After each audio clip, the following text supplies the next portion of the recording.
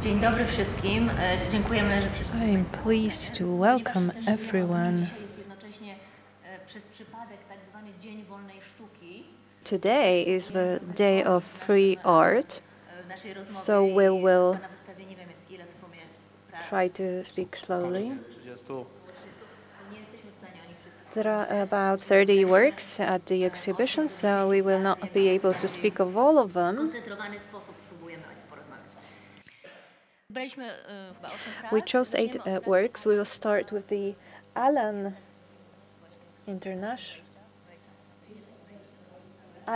transfer exhibition.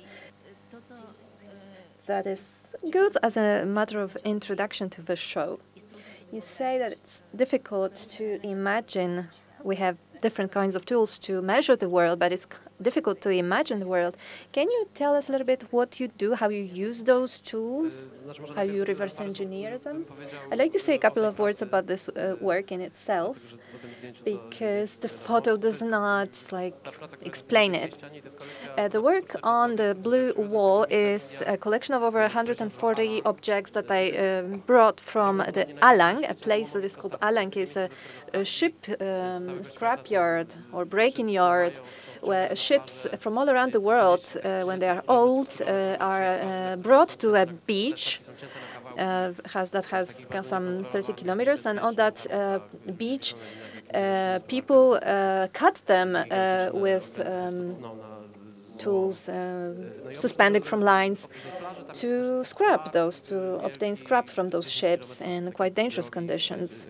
Then there is an access road that comes to that place, the beach, and they sell everything that is not steel in itself. So all kinds of different objects from all around the world, like sofas from a luxurious ship, a cruiser, and also personal objects that used to belong to the staff working on the ship crew. So I used to go there and buy objects, images, pictures that used to hang on the walls of those ship interiors, and I brought them to Poland, and I have over 140 objects from over 40 countries.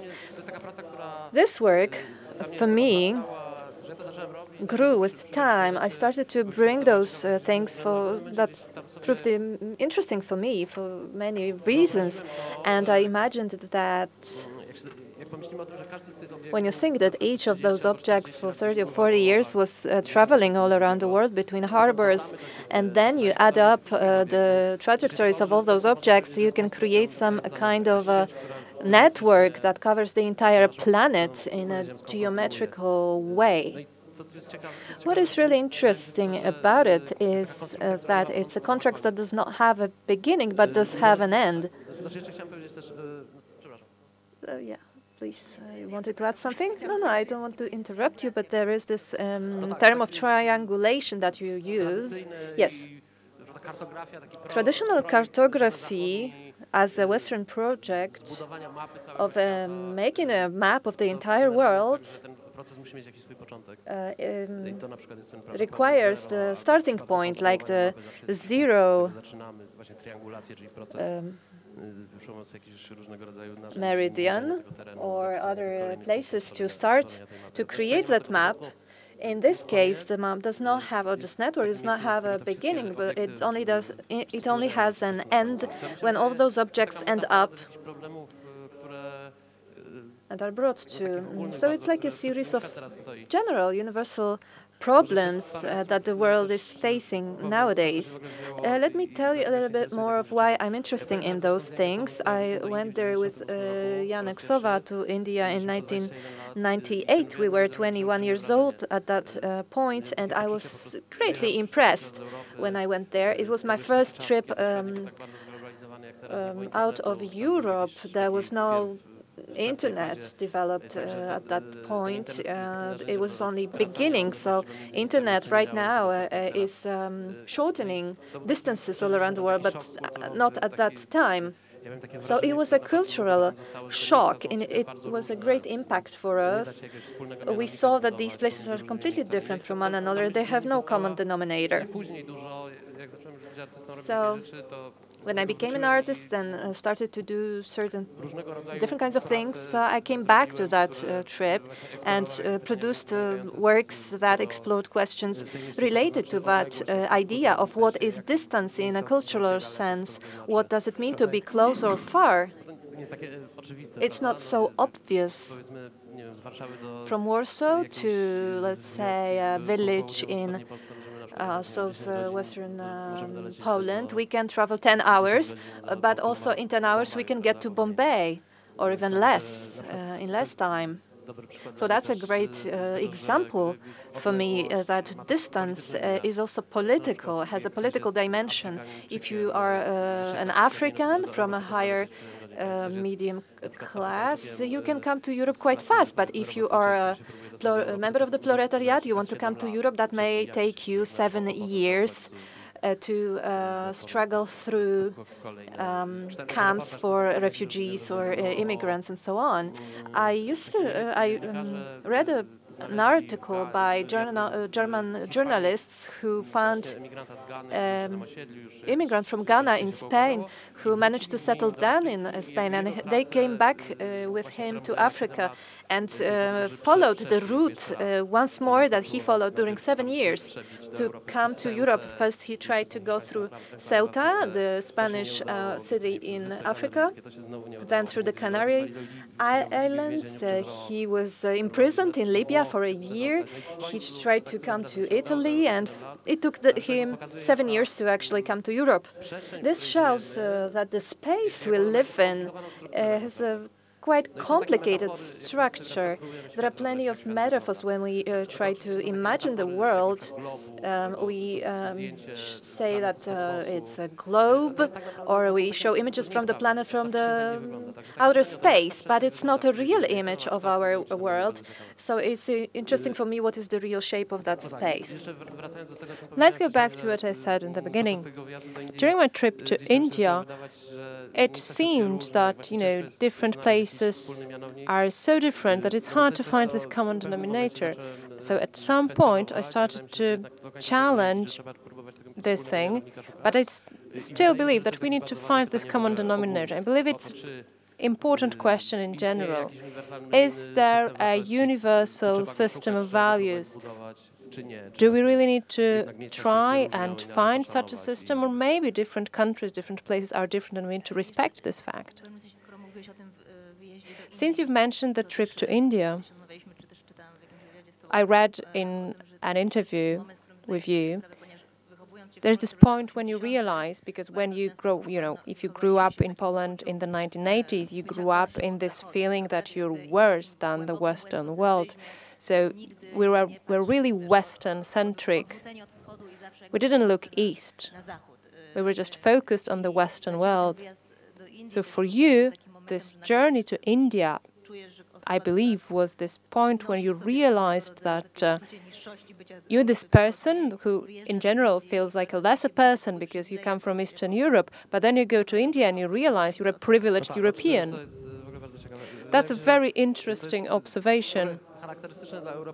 It's very characteristic of the Eastern Europe that we are a semi-peripheral country, because we're Caucasian. We have white skin. That's not so clear, actually, because I wouldn't, say that Poles are Caucasian, really.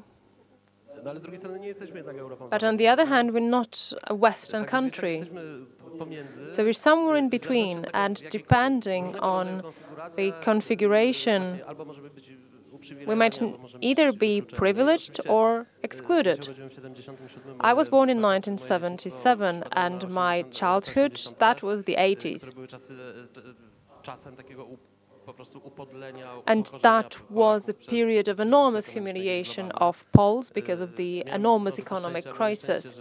I was lucky, or maybe unlucky, because my aunt emigrated in the 1970s to Denmark, so I was lucky to visit her in the 1980s. I was able to see the life my cousins had with this mountains of Lego bricks. Then I went to Poland, and there were people queuing up to be able to buy toilet paper. So from my childhood, I took this feeling that I was born in a worse place, in an excluded place. No i potem, no tak, tak mi się wydaje. Także gdzieś przez te swoje prace też się próbuję mierzyć, na pewno. I've decided that I should face it through my work. And it's also difficult, psychologically speaking, because you were, for example, you were an excluded person, an excluded nation, and now we are becoming a privileged nation. Poland is a relatively rich country. The question is, what's the moral responsibility related to that? What we can do, what we mustn't do? I believe that it can be visible in my work as well, maybe not not explicitly, but if you have this experience of exclusion in your childhood, you know, when we believed that Poland was a complete disaster, something you couldn't think of in positive terms, how to identify yourself with a situation of a privileged person. But when you go to India, Asia, Africa, then you realize that the difference between Western and Eastern Europe is completely, you know, there's no difference. For them, we're just European. I had a very interesting experience in the Netherlands when I was doing a residency in Hague. And I experienced some racist behavior. I was sure that people knew I wasn't Dutch, and I was sure that they looked, you know, when I was doing some shopping, I'm sure they were checking if I wasn't doing any, you know, I wasn't shoplifting. And academic research confirms that Eastern Europeans, for example, in the UK or in the Netherlands, are experiencing racist behavior. So it turns out that this European Caucasian category is actually flexible. If you look at the US, that's the country where race as a performative category was created. Italians or the Italians or the Irish weren't perceived as, you know, the white people in the US. So if you believe yourself white, it's not, you know, given once and for all. So we're actually off-white. Now we can see that Poland is again becoming this multicultural place. So I believe that these kind of observations can apply to people who come to work in Poland. For example, what's our attitude towards these millions of Ukrainians, thousands of Ukrainians who come to Poland to work? I believe that's a good transition point to start talking about synthetic folklore. I just want to show you a close-up on Alenk transfer. You can see Khomeini, for example. And there are some works that Nina showed us earlier. Now let's talk about synthetic folklore, and especially this piece of work. You've said that if you used to be a non-privileged person and then you become a privileged person, you remember that you once were an unprivileged person, and it might be key. So, because in this work you ask this question: can artificial intelligence? It's a sort of a speculation, right? Can artificial intelligence be used differently than to supervise? Can it be used differently as a tool of oppression? Can it help people find some new universalism, whatever that means? Can you tell us more about it, about this difference between particularism and the fact that as humans we need to be on the same page somehow? I believe that we should talk rather about machine learning. It's a very hot topic in the media, but I believe that the most often the debate is from the perspective of a very important question: what happens if an artificial mind that is more powerful than the human mind emerges. And that's a very interesting event. If there is a mind that is more powerful than ours, we're not able to imagine what it can do because our imagination just cannot understand that, cannot encompass that. So it is something that might happen or might not happen, but not in near future. And there are many theoretical barriers, so we don't know if it's actually possible. But what we're dealing with today, I believe it's something that's really important, is the fact that machine learning algorithms are much better than humans in narrowly defined categories. You all have heard about this computer that won at chess with a chess champion and that won at Go with the best Go player. But there is also this controversial algorithm that can recognize your sexual orientation just based on your pictures. And this algorithm has 95% accuracy when it works with photos from Tinder. And sometimes there are things that algorithms in social media can identify better than our partners, that our significant others. So I've started thinking what you can use these algorithms for. I don't have technophobia. I used to be a technology enthusiast. Since I was 7, I had a computer. The internet has appeared in our house very early on. So I don't think that technology is simply evil. Of course, now it's not a very good moment, but I still believe that technology can have a positive impact on our world. So I've started thinking how you can use these algorithms. So it's also related to this Alang piece. It's about the geometry of relationships between places. If you think that, we need a universal value system, how do you come up with such a system? It's difficult. Even geometrically speaking, you need to start somewhere. So if we're talking about universalism, we start with the Western Europe, with the Age of Enlightenment. But Europe, for example, in India, evokes the era of colonization and European dominance. So it's hard to go beyond this framework, this exchanges that are just evoke all the domination and all the relationships. So this work is about speculation. This algorithm creates, it uses neural networks and it creates geometric compositions that are a combination of patterns from various folk art from various countries. So you have patterns from Navajo carpets, some patterns, some themes from Polish art.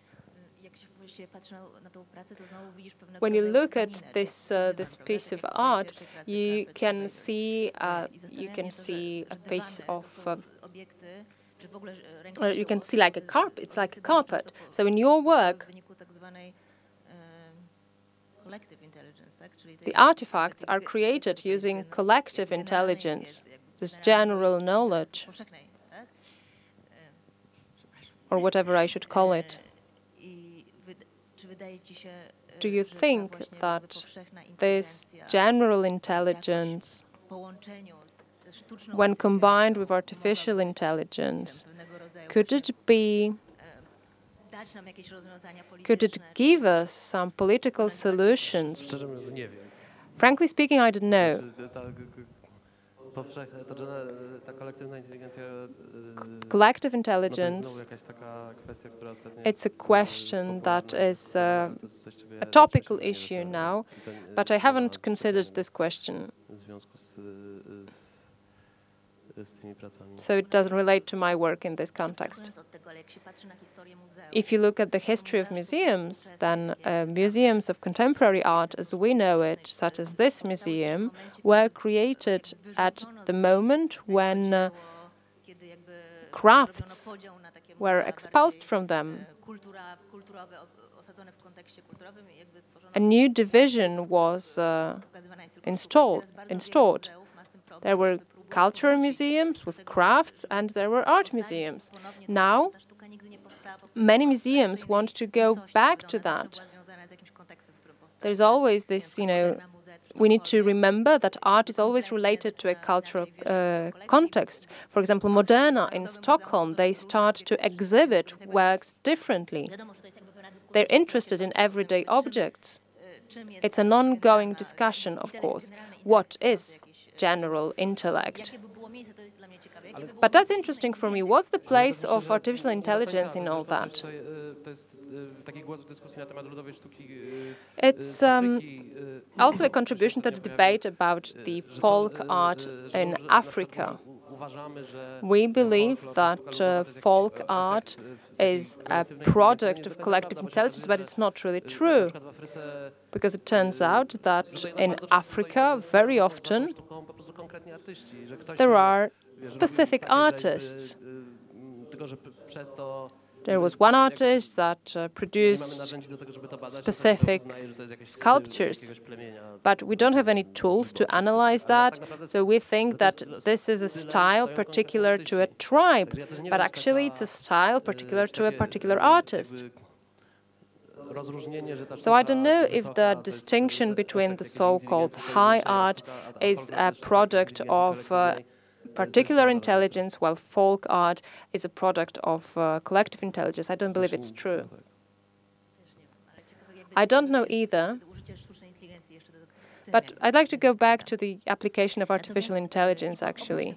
But apart from that, let me just add, it's interesting in the context of AI that in order to create, maybe not in this case, but when you create works of art with artificial intelligence, there's a lot of manual work involved. I saw a fragment of the most recent film by Hito Steyr. It shows an hangar in the UK where you have many people who break glass every day, and they record the sound of breaking glass. Because for artificial intelligence to learn how to recognize the sound of broken glass, for example, to use in alert systems, security systems, you need to break hundreds and thousands of pieces of glass for the AI to learn. Whenever you use machine learning, you need a data set for the algorithm to learn, and you need to find this data set somewhere. Sometimes it is related to generating the data for yourself.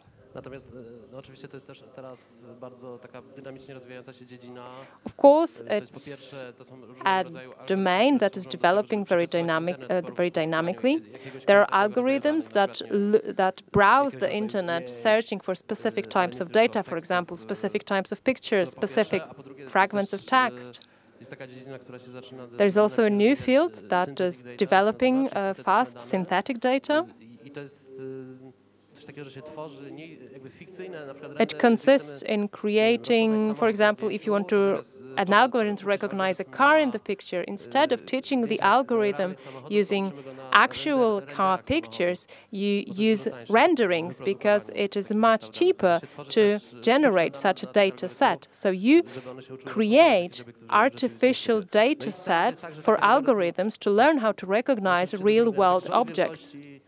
So to give you a ballpark figure, if you, for example, you have a popular algorithm to learn to recognize something, they need to analyze, for example, 20,000 items. So, for example, if an algorithm is supposed to recognize cats, it must let's say, experience 20,000 pictures of cats. It's hard to take 20,000 pictures of cats. There are certain limits.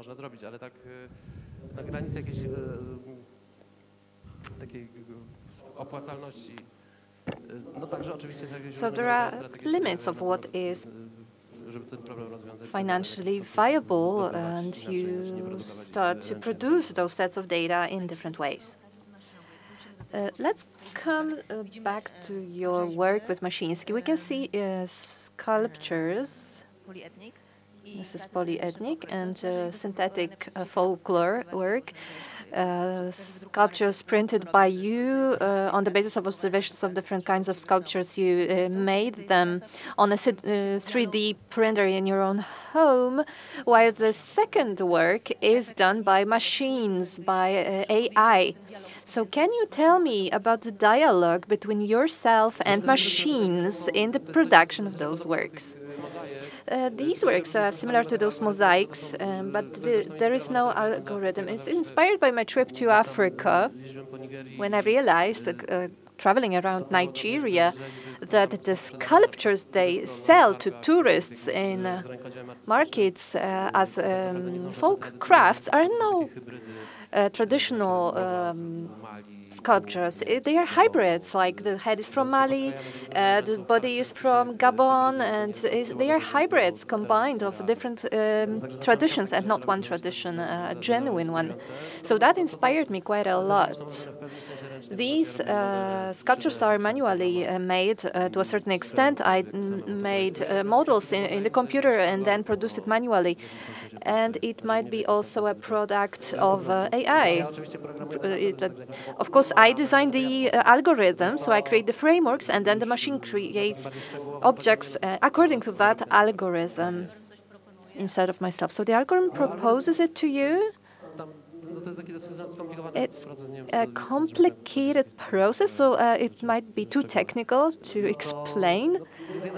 There is an algorithm that generates randomly, according to certain rules that I define, and another algorithm chooses items from the set of randomly produced works. So let's pass to another work, Auroville, Auropol. You said in the past that this is one of your experiments, that you take a piece of Poland and export it to another place and see what results from that practice. So you took a part of Poland and you wanted to check what happens to trauma when it's exported. The trauma, that is a familiar concept in Eastern Europe.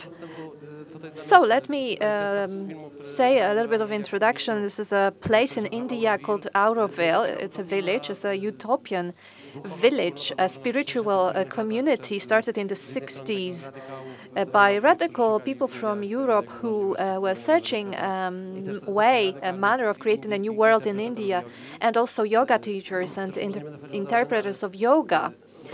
So it was a very radical project, a community that tried to recreate and redesign all the social institutions. There is no economy or no money, no education in the way that we know it. Everything has been reinvented. This is a picture of creation of a famous French architect who designed that object.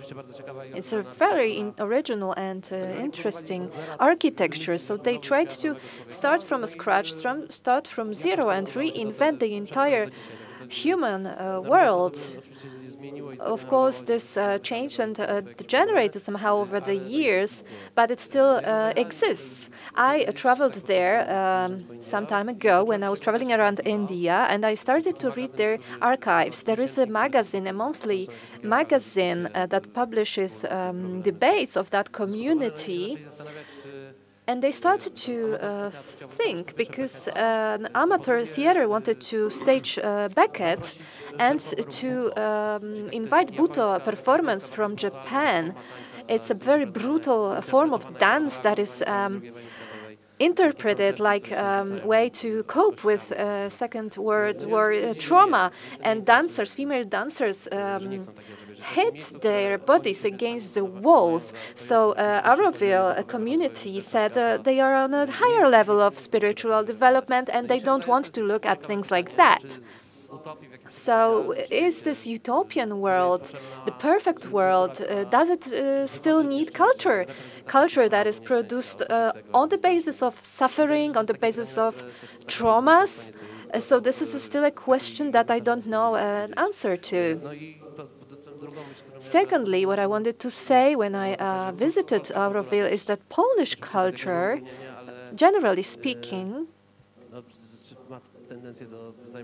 has a trend to work on trauma, suffering, Second World War, Holocaust, pain, you know, wind changes, autumn leaves, and so on and so forth. Autumn leaves that travel from one pile to another. So I found some financing, which surprised me quite a lot. So the Łódź Art Museum gave us money, and I could invite 6 Polish artists who fit this framework, and we did this experiment. So we all traveled, this group of artists traveled there for 2 months and worked on an exhibition that I tried to document and analyze the interactions that turned out not to be too numerous, because the Polish artists in their majority did not, well, of course they had a lot of time and they enjoyed the trip, but it was difficult to enter into interaction with the Auroville dwellers who were searching for higher spirituality. That was an interesting critical commentary that I would like to evoke here. There is a question whether, haven't you thought that instead of exporting trauma, you could import this utopia into Poland, into our traumatized community? I'm not sure if the Auroville utopia is a place that is worthwhile importing here, if I would like to bring it here. I'm not so sure. Of course, it is some kind of utopia, and I also tried to create some kind of utopia through my practice. This is an intent of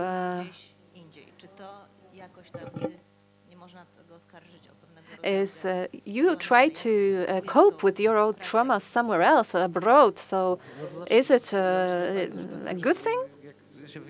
When you travel out, if you leave Poland and go somewhere else, to a place that we consider lower in the hierarchy of nations, let's say, it can be treated as a colonial gesture if you really want to. You could interpret it this way. However, there is a lot of trauma in Auroville, I'm sure of that, but it's a different kind of trauma. I'm not so sure. I think that it can be interpreted as a colonial gesture, but I'm not so sure what would result from this kind of interpretation. What we do through art, how we understand the mechanism of our actions. I'm thinking whether doing this, you were asking yourselves those questions at that time when you were staying there. A little bit, probably, yes, but I'm not so sure. We come back to the matter of some kind of responsibility resulting from being a Pole. I'm not sure if it's that coming from Eastern Europe and having this experience of humiliation by Western Europe that we still bear. Can we speak of colonialism in context of Poland? Because artists from India coming to Poland, if they did a project, we would never say that it is a colonial gesture. So why someone coming from Poland to India to make a project, can it be interpreted in this framework? It's also a question that is interesting for me, and I tried to develop this concept in many works of mine. If Poland is, and Eastern Europe is responsible of European colonialism, we never had colonies, but on the other hand, we benefited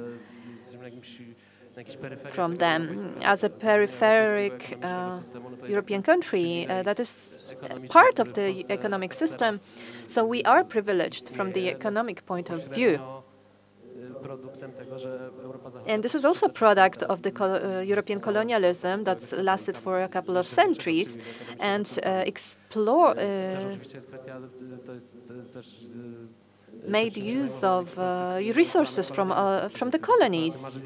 So Poles in the 30s had plans of obtaining a colony. So it was a project that some people were working on. This work, in turn, this is the Sea magazine, Morze, by the Colonial and Maritime League. Is a Polish organization created in early 20th century by Polish soldiers. Their main objective was to bring Poland closer to the sea and reinterpret history. That Eastern Europe lost the race with Western Europe because we did not conquer colonies, we did not conquer any places. So this organization wanted to make up for this through the construction of harbor in Gdynia city and through the creation of maritime economy foundations. And the next step would be to conquer a colony for Poland. There were several projects that were completely fantastic and unviable, but they developed. This is the Polish plantation in Liberia, African country, one of the very few African countries that were independent because they. I will not enter into details of history right here, but we had a plan to conquer Liberia. Another plan was to buy land in Brazil, Paraná, and to make this part of Brazil an independent country, or a Togo that was governed internationally. It used to be a German colony before the war. There was an argument that if Poland conquered a part of Germany, we also should obtain a percentage of German colonies like Togo and Cameroon. Another very visible idea was to conquer Madagascar for Poland and make Madagascar Polish colony, to get it as a gift from France. As a gift from another free nation, France was supposed to give us Madagascar as a gift from one free nation to another. Gift of goodwill. So the documents of this league, of their demonstrations, and they said, Poland deserves colonies. We demand colonies for Poland. The power of Poland resides in colonies. They had 1,000 members, so that was not a niche. I discovered it in 2006, and I made a project in Madagascar that indirectly referred to those projects, and it seemed like something that was not presented enough. I was surprised to learn it, and it was like eureka to me. It was something that I had not known before and proved important for me and had implications for a political debate nowadays. It's very interesting in this project. It's an essay, we can say, that you tell a story that is not a part of objective Polish history, because Poland never had colonies in the end. So why should we speak about it? But there was a great scale of aspirations to obtain colonies, and you try to somehow search for those aspirations and find them again in what's going on in Poland nowadays with Polish plans of hegemony. If we can transpose colonialism of Eastern Europe to contemporary times, looking at the actions of current Polish government why there is so much racism and xenophobia in Poland nowadays. So you try to search for the sources of it. I think that sources of Polish racism and very important Polish racism do reside in this league, the Colonial Maritime League. They published 150,000 copies of this magazine every month. They organized shows, exhibitions. It's in schools all around Poland, and the cultures of the southern hemisphere were presented in a very paternalistic way, quite offensive.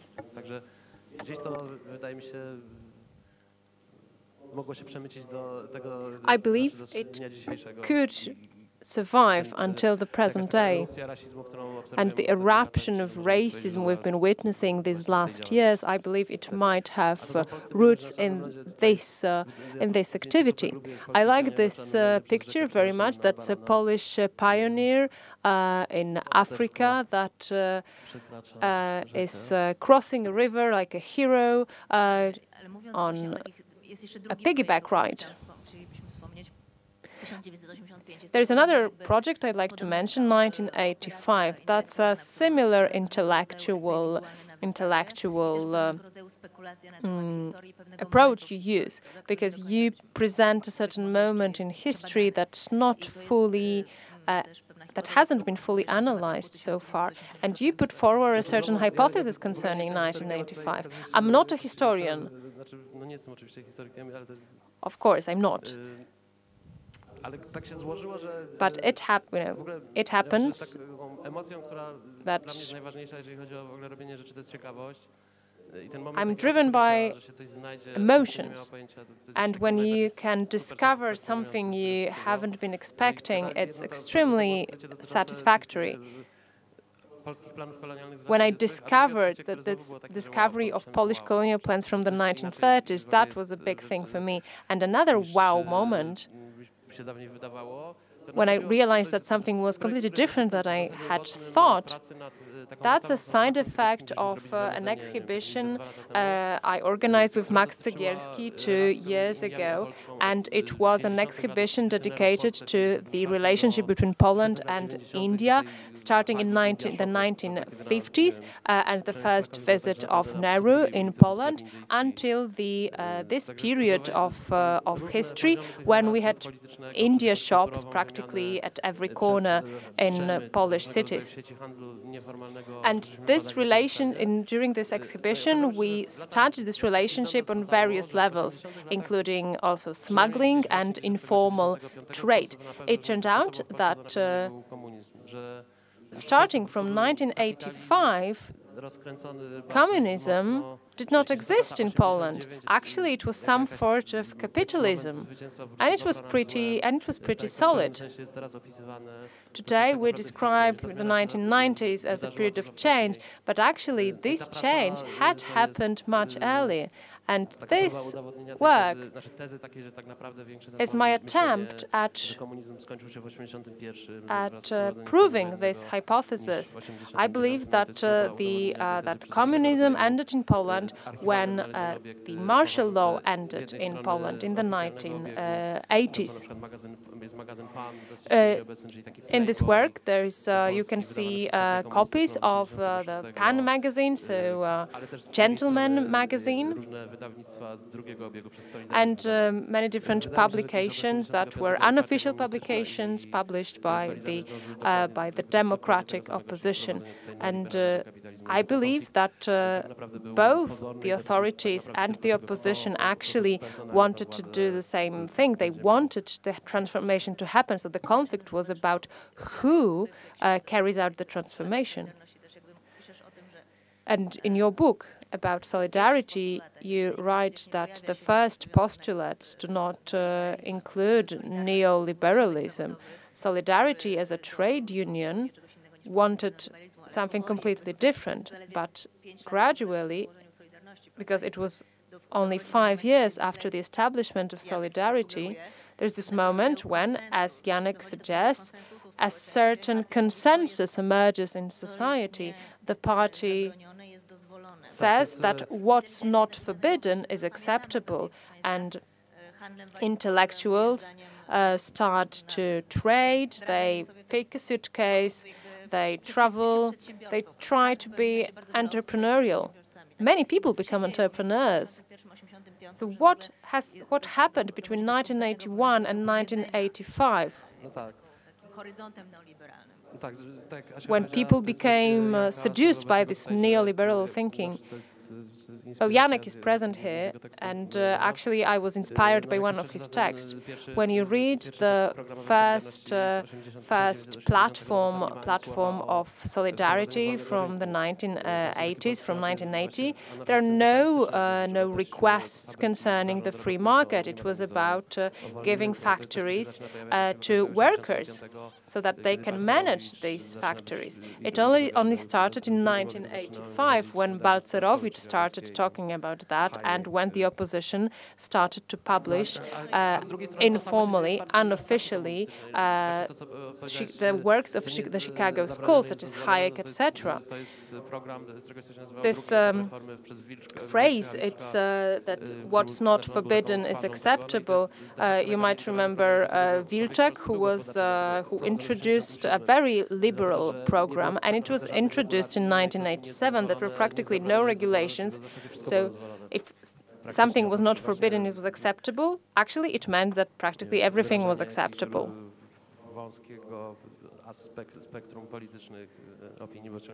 Of course, apart from expressing certain political opinion, because censorship was still in place. So the platform of solidarity and of the party were actually aligned, and this unofficial trade, the goods you carried in your suitcase, that was very widespread. It was also related to the severe economic crisis that affected Poland in that period. Of course, the European Organization of Cooperation and the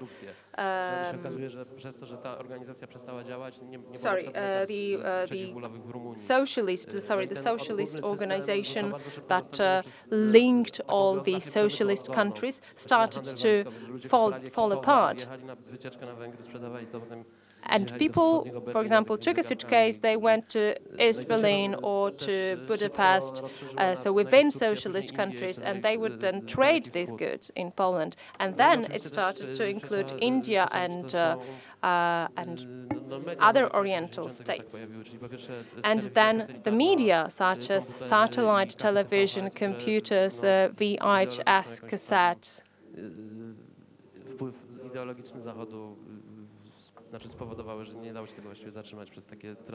it was a vehicle for some cultural and ideological impact from the West. It was something you couldn't stop. In some sense, not only everyone became an entrepreneur in that period, but many people became curators of their own exhibitions, because they collected beer cans, various products from the West. They created installations in their homes. You try to reflect this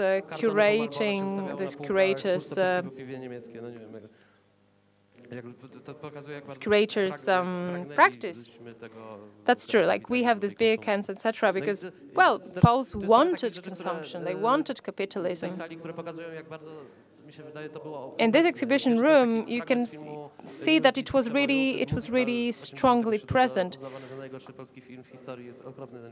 There is a film from 1987 where duty officers at the airport sing a song when they search through luggage and they find some illegal goods, but they sing. It's a musical. And it's a scene you can watch there, and it's a great scene. Another example is a computer game published in 1987, ZX Spectrum. It was also published by the Communist Party, and the name of the game is Foreign Trade. And the purpose of the game is to travel from one place to another, and you buy things goods cheaper at one place, and then you sell them for a bigger price elsewhere. So the Communist Party had such things in their educational offer for kids. You will also find some publications published by the Solidarity. For example, there's this pin, this badge with Ronald Reagan that says that, and there is this inscription, Fellowship of Working People, which is pretty absurd. We're running short of time, so I'd like to move on to another work that concerns communism, so Nollywood Ashes. So let's do this, and then let's have some questions. Ashes and Diamonds. I believe that our Polish guests know it, but our foreign guests might not know that it is a very important film for our culture. Could you tell us more about it? I believe when it comes to scale, it's my biggest project. It's not finished yet, and I'm not sure if we'll be able to finish it ever for financial reasons. In Nollywood, in Nigeria, we try to produce a remake of Ashes and Diamonds by Andrzej Wajna. Why this film? Let's start with Nollywood. Nollywood is currently the biggest film industry in the world when it comes to the number of movies produced annually. They release 2,000 titles every year. When I traveled to Nigeria, I was fascinated by this phenomenon because it is an example of anarchic growth, a fantastic model of anarchic impact on reality. They started from scratch, and then it grew. The legend has it that it started at Alaba International. It's the biggest fair, the biggest market in the world. It's an entire district in Lagos that's a market. And traders imported VHS cassettes from Asia, but no one wanted to buy it. And someone had an idea to record football matches and Western music video clips, and later on they started shooting amateur films, and one of these films proved to be a hit. So today it's the biggest, one of the biggest, 20 years later, it's one of the biggest movie industries in the world. It's very impressive because Nollywood practically eliminated Hollywood from Western Africa. 90% of movies on the market, these are Nigerian movies. Only 10% are American movies. When I went there, I met people who were working in Nollywood, and I started thinking, what would it look like if we translated some Polish film into their reality? Ashes and Diamonds is an important film because it concerns one of the most vital things in Polish history after the Second World War. That is the evaluation of the period of communism. For me personally, it's a very important question. I was brought up in a very anti-communist home. For my father, Poland, Poland during my childhood was a Soviet colony. That was my vision of the world I grew up with. Of course, Poland in the pre-war period was not a pleasant place. It was a feudal state. But I wanted to have these two competitive narratives. There were two competitive narratives. On the one hand side, the communist Poland was not independent. It was a bad period, but on the other hand, you can look at communism as a big modernization project. There were big estates developed where people from rural areas could move to and start living in cities. So there are these two visions of communism, and we're still negotiating it. And the tension between these two narrations, these two narratives, is now being exploited by the ruling party. This emotion is still fuels the debate. And the film by Wajda, in my opinion, shows this conflict, maybe the conflict is not the right word, a dilemma, but it does it in a very balanced manner. So the way you interpret the ending of the film, so the death of Maciek, depends actually on your ideological framework. The question is, what will remain if we translate it to a place, to a culture that has no connections to Poland whatsoever? Did you have a competition, a contest to adapt the scenario? No, I went there and I started talking to various directors, asking them about their vision. Finally, I picked Nidhi Nakani, who had the most interesting idea, in my opinion. He placed the story in the context of the War of Biafra. It was a civil war in Nigeria in the 1960s. So one of the provinces, because Nigeria consists of three ethnically separate parts, and one of them, Biafra, proclaimed independence, and the army tried to crush the rebellion, and it ended up in a humanitarian catastrophe because 1.5 million people died of famine. Nidhi wanted to place the story in this reality, in this context. So we hired a screenwriter. We have a production plan, but I'm still looking for the means to finance the production. I don't know if we'll succeed. So you will be the director? No, there is a Nigerian director who can do whatever he wants. He has a complete artistic freedom of how he will interpret the story. But you say Janek Simon's film? I'm the producer, so that's why. This means that I'm the producer of the movie and not the director.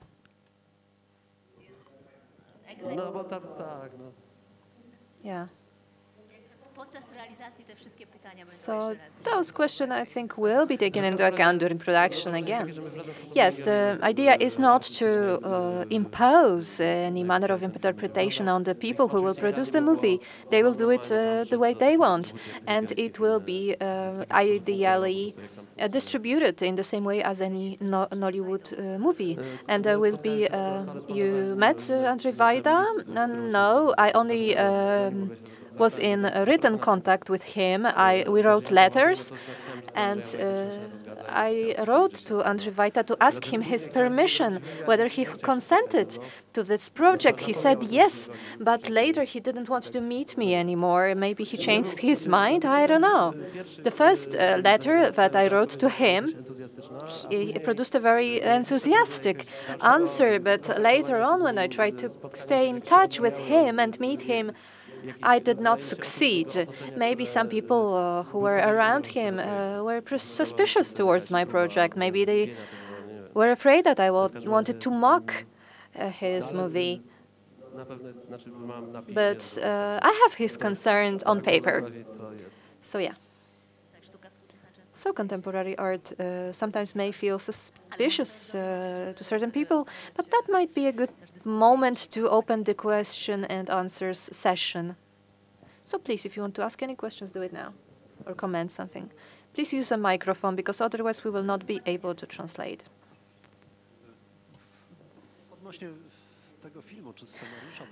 In reference to this movie, to the script, I tried to look at the analogies when I listened to people who were involved in the project,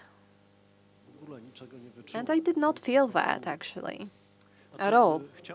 I'd like to hear from you. What is the basis of that analogy, apart from the title that make reference to our Polish movie? Why did you choose Ashes and Diamonds? Why I chose Ashes and Diamonds? Yeah, it's a very important movie in the Polish culture. That's what I said a while ago. I think that this movie is speaking of a crucial political topic and problem, and at the same time it's not known around the world, so people from outside Eastern Europe don't even know that and don't understand the problem of communism in our history. Yes, of course, it's being translated or transposed. Did you read the script? And you did not? Yes. No, actually, I did not read the entire script, but I listened to commentaries, to debates of the people that you showed. This is like a 15-minute movie, a material of meetings with different people whom I met. So maybe they did not, or did they, understand what it's all about? I think that some of them understood the idea. There were 5 or 6 Nigerian directors whom I met with and spoke about the possibility of producing this movie. They spoke about it. Some of them understood it better than others. I chose Niji because he seemed to grasp it in the best manner. Okay.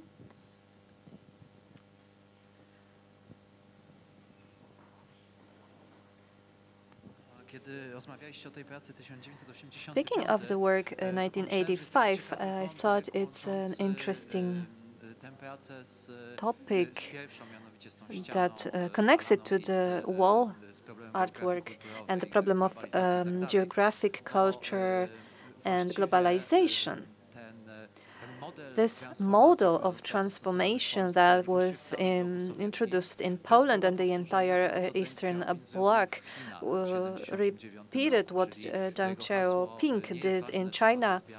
So never mind if the cat is black or white, if it catches mice, it's okay. So the only thing important was to introduce capitalism to become richer. So we are used to thinking in categories that the West was showing as the great model and example to follow. New ideas came from the West always, and that's how we understood transformation, that the East wanted to copy the West, while perhaps this is the first moment in the 20th century that China did something that changed the world order, but there is no narrative that would explain it. The idea of Gorbachev's perestroika was economic liberty that now Xiaoping also did in China, and the party wanted to do it in Poland in the 80s. That was not successful, and in China it was more successful. The role of Ronald Reagan is much lesser than Xiaoping and the Chinese experiment. So this shows a very complex nature of other geographies than the ones that we are used to. The cultural geography and more appropriately political geography, political empowerment and agency. This transformation of the party towards neoliberalism and market economy was crucial, and this is they repeated the gesture of China. So this somehow sheds a light on this topic. Yes, what's going on in Europe right now, in Eastern Europe, the changes that we're undergoing, it's well visible in France, that in France the nation used to be understood not as an ethnical community.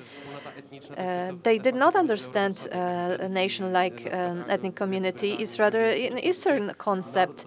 In the French ideas, people born in France are simply French. They don't have to be white or have this ethnicity. This is only starting to be created right now by nationalist movements. The concept of nation is being transposed from the Eastern to Western Europe right now. I have another comment, if I may. In reference to your first work, the synthetic folklore, together with text that introduces the exhibition, as far as I understood it, you speak of this work as something that codes your entire philosophy of your practice. So as far as I understand, this philosophy includes different kinds of content. I didn't manage to decipher all of them. It doesn't matter. I mean, it's not the purpose to decipher them. Yes, of course, they are coded somehow, but how are they coded? There are shapes that refer to different artworks.